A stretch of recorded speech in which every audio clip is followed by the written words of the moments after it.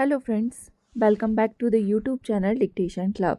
आज का डिक्टेशन आनंद मासिक पत्रिका अंक 21 से लिया गया है, जो कि 4 स्पीड 80 शब्द प्रति मिनट, 90 शब्द प्रति मिनट, 100 शब्द प्रति मिनट और 120 शब्द प्रति मिनट की गति से डाला जाएगा।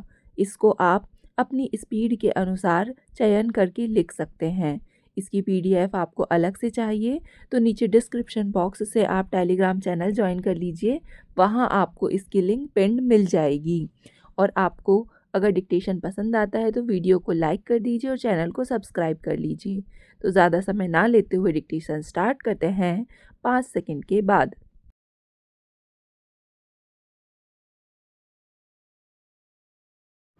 महोदया, पेयजल की समस्या की ओर लौटते हुए यह कहना चाहता हूँ कि देश में ऐसे अनेक गांव हैं जहां अभी तक पेयजल की सुविधा उपलब्ध नहीं है।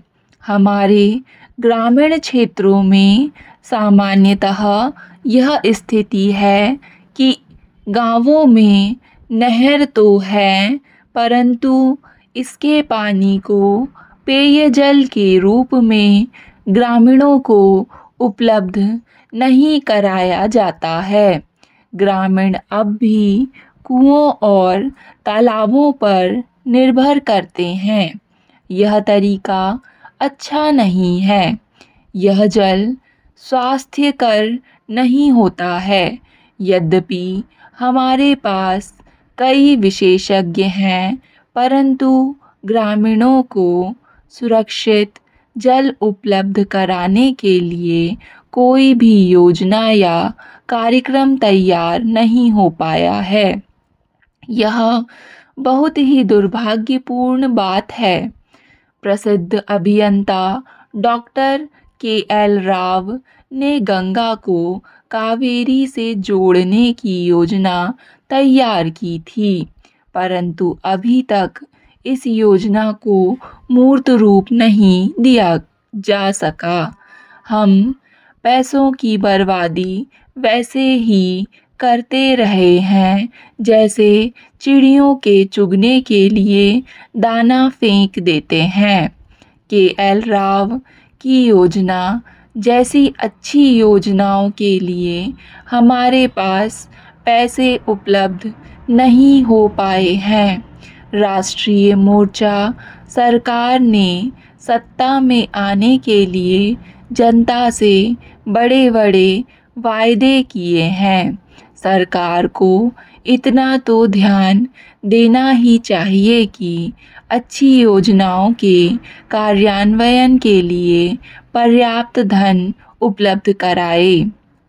उन्होंने वादा किया है कि कम समय में ही ग्रामीण क्षेत्रों में अत्यधिक परिवर्तन लाया जाएगा, लेकिन विडंबना तो यह है कि ग्रामीण विकास के लिए कोई मंत्री भी नहीं है, जबकि वे एक ग्रामीण विकास मंत्री की नियुक्ति नहीं कर सकते हैं। तो मेरी समझ में यह नहीं आता है कि वे किस तरह गांवों और ग्रामीणों के विकास की बात सोचते हैं। इससे मालूम होता है कि वे अपने चुनावी वायदों के प्रति कितने गंभीर हैं। यह बहुत दुख की बात है। हमें यह नहीं भूलना चाहिए कि गांव केवल कृषि का पर्याय नहीं है, ग्रामीण भी उतने ही महत्वपूर्ण हैं जितना कि कृषि। अतः महोदय, गांवों का संपूर्ण विकास होना चाहिए। एक सैनिक देश की रक्षा करता है और किसान उन्हें भोजन देता है।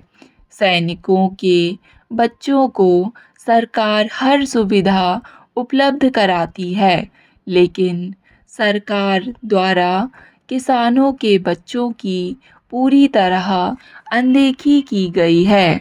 एक सैनिक का पुत्र अच्छी नौकरी की आशा करता है, जबकि किसान के पुत्र के लिए कोई ऐसा अवसर नहीं है।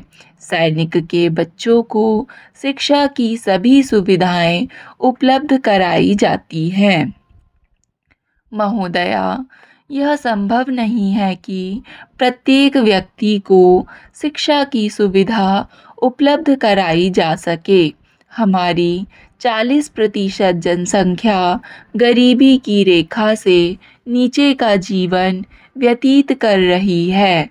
सरकार कम से कम यह न्यूनतम सुविधाएं उन परिवारों के बच्चों को उपलब्ध कराए जो गरीबी रेखा से नीचे हैं।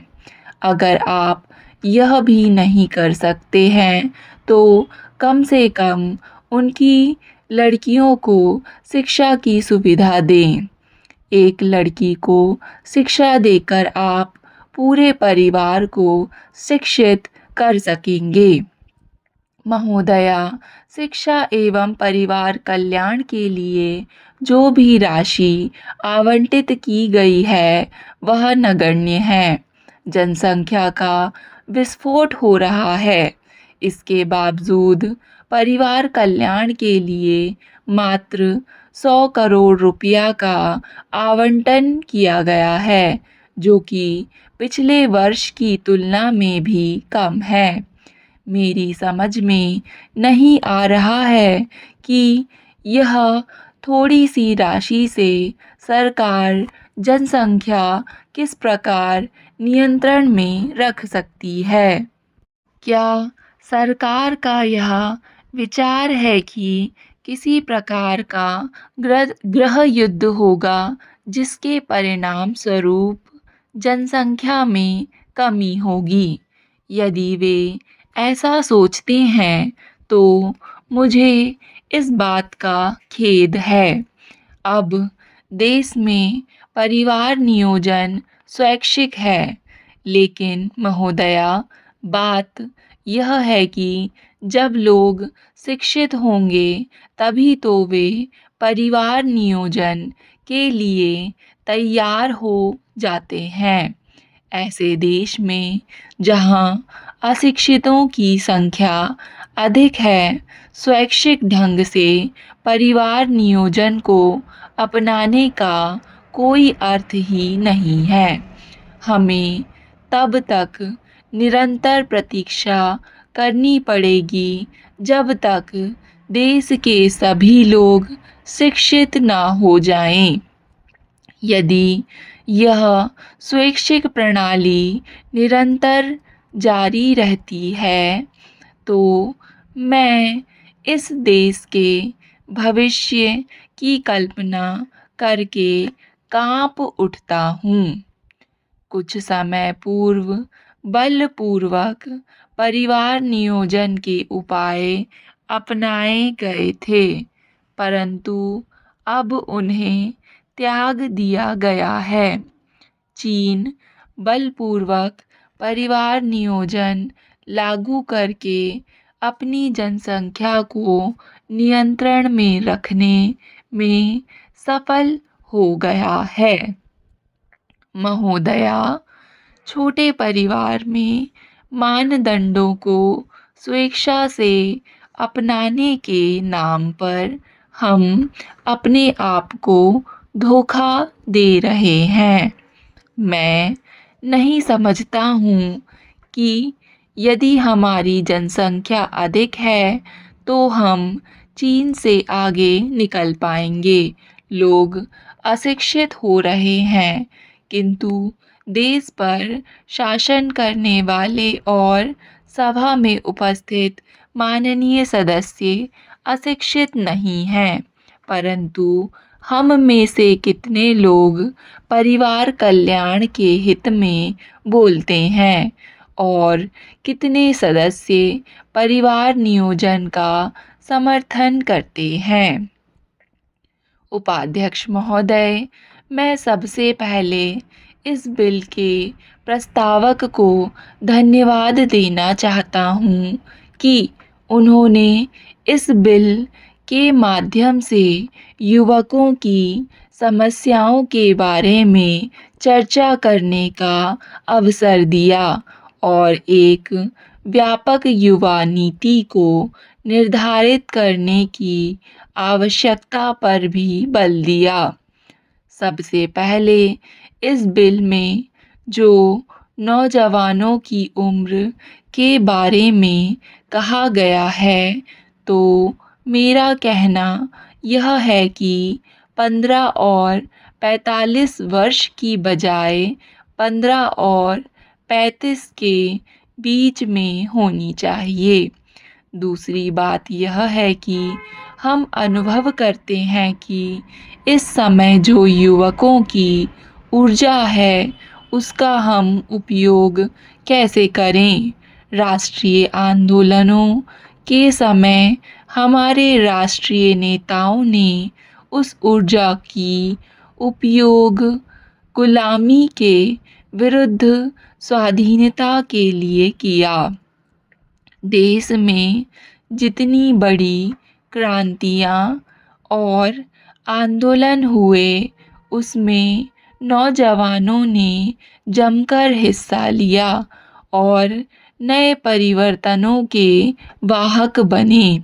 आज देश की जनसंख्या के बाद सबसे बड़ी आवश्यकता हम अनुभव करते हैं कि जो हमारे देश के नौजवान हैं, जो युवा जगत हैं, नई प्रेरणा है, उसका उपयोग हम ठीक तरह से नहीं कर पा रहे हैं। हमें राजनैतिक चेतना की आवश्यकता है, जो लोकतांत्रिक संस्कार हैं। स्टॉप। डिक्टेशन पसंद आए तो वीडियो को लाइक तथा चैनल को सब्सक्राइब ज़रूर करें। धन्यवाद।